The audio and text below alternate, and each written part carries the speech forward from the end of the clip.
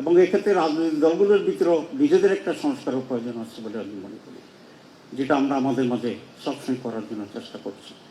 এখন খুবই গুরুত্বপূর্ণ দুটো বিষয়কে সামনে রেখে সরকার একটি জাতি গঠনের দিকে উদ্যোগ নিতে হবে, যেটি আমাদের সবচেয়ে বড় ক্রাইসিস। আমাদের বড় ক্রাইসিস হচ্ছে অনেস্টি, আমাদের বড় ক্রাইসিস হচ্ছে মোরালিটি, আমাদের বড় ক্রাইসিস হচ্ছে sense of accountability and accountability. উপস্থিত আজকে যাদের সুযোগ্য নেতৃত্বে এই বাংলাদেশ অথবা আগামী বাংলাদেশ, সে সমস্ত প্রাজ্ঞ বিজ্ঞ রাজনীতিবিদবৃন্দ, আসসালামু আলাইকুম রহমতুল্লাহ। আজকের প্রোগ্রামটি তো বক্তৃতার নয়, সেটা তো বারবার দৃষ্টি আকর্ষণ করা হচ্ছে, এবং সংস্কারের যে সমস্ত উপাদান আছে সেগুলি নিয়ে আমি আলোচনা করতে চাই। আমি ধন্যবাদ জানাতে চাই এই সরকারকে আজ হল এবং এই সরকারের সংস্কারে যারা প্রতিনিধিত্ব করছেন তাদেরকে। আমি মনে করি সরকার এ বিষয়ে সঠিকভাবেই এগোচ্ছে এবং যে প্রক্রিয়া ওনারা আগাচ্ছেন, আলাদা আলাদাভাবে কমিটি করেছেন, আমাদেরকে সেইভাবে অবহিত করেছেন, আমাদের সংস্কার প্রস্তাবের জন্য আহ্বান করেছেন। প্রত্যেকটি সংস্কার কমিশনের পরে আবার একটা শর্ট কমিটি করেছেন সেগুলোকে সিনক্রোনাইজ করার জন্যে। তারপরে আজকে এটাকে প্রাথমিক ইনফরমেশন বা শুরুটা করেছেন, এরপরে ইন্ডিপেন্ডেন্টলি এবং ইন্ডিভিজুয়ালি পার্টি ওয়াইজ আবার এক্সচেঞ্জ করবেন, বলে this is the proper way. এরপরে আবার যৌথ একটা প্রোগ্রাম এখানে হতে পারে এবং আমরা ঐক্যমত্যে পৌঁছব। আমরা এটা মনে করি যে 71 সাল থেকে 24শে অগাস্ট পর্যন্ত বাংলাদেশে নানা সরকার শাসন করেছে, ক্ষমতার পরিবর্তন হয়েছে, নানা ঘটনা এবং অঘটন ঘটেছে, কিন্তু আমাদের মৌলিক কোনো পরিবর্তন, গুণগত পরিবর্তন খুব কমই হয়েছে।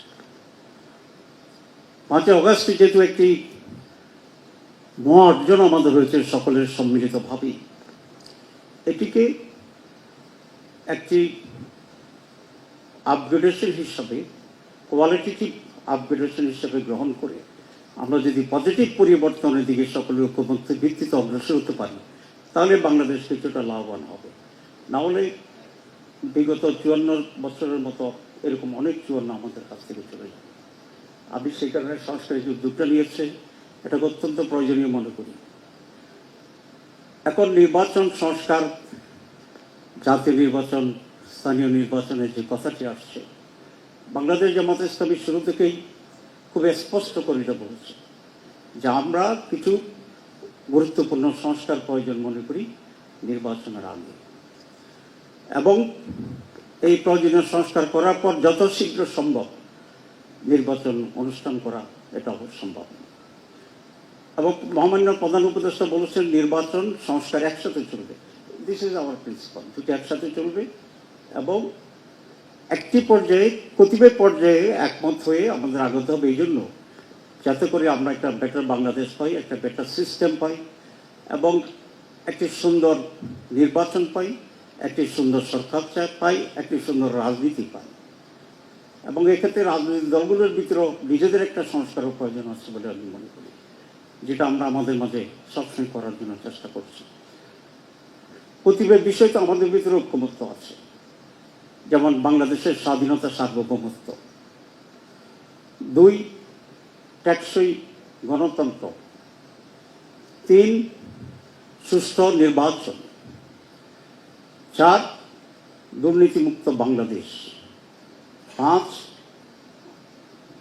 ন্যায়ের শাসন এবং সকলের জন্য ন্যায় বিচার পাওয়ার গ্যারান্টি। এই প্রতিটি বিষয় যদি আমরা ঐকমত্য পোষণ করতে পারি, এবং দ্বিমত পোষণ করার কোনো সুযোগ আছে আমি মনে করি না, এবং এটাকে টেকসই করা এবং বাস্তবায়ন যেভাবে হতে পারে সে পর্যায়ে যে সমস্ত সংস্কার প্রয়োজন, আমি মনে করি এখন ওই সমস্ত সংস্কারের প্রতি আমরা ঐকমত্য পোষণ করতে পারি। আর বাকি টোটাল যে সমস্ত সংস্কার আছে, ইটস এ কন্টিনিউয়াস প্রসেস এবং ইট মে টেক টাইম। নির্বাচিত সরকার, এটাকে যদি নিয়ত সহি থাকে, আমরা যদি সিনসিয়ার হই, তাহলে we can carry on that. এখন খুবই গুরুত্বপূর্ণ দুটো বিষয়কে সামনে রেখে সরকার একটি জাতি গঠনের দিকে উদ্যোগ নিতে হবে, যেটি আমাদের সবচেয়ে বড় ক্রাইসিস। আমাদের বড় ক্রাইসিস হচ্ছে অনেস্টি, আমাদের বড় ক্রাইসিস হচ্ছে মোরালিটি, আমাদের বড় ক্রাইসিস হচ্ছে sense of accountability and accountability. সুতরাং একটি জাতি একটি কালচারের ভিতরে, রাজনীতি, অর্থনীতি, সমাজের সব কালচারের ভিতরে এ সমস্ত বেসিক ভার্চুসগুলো যাতে কীভাবে আমরা আনতে পারি, এটি সকল রাজনৈতিক দলের দায়িত্ব এবং যারা যখন সরকার থাকে তাদের দায়িত্ব।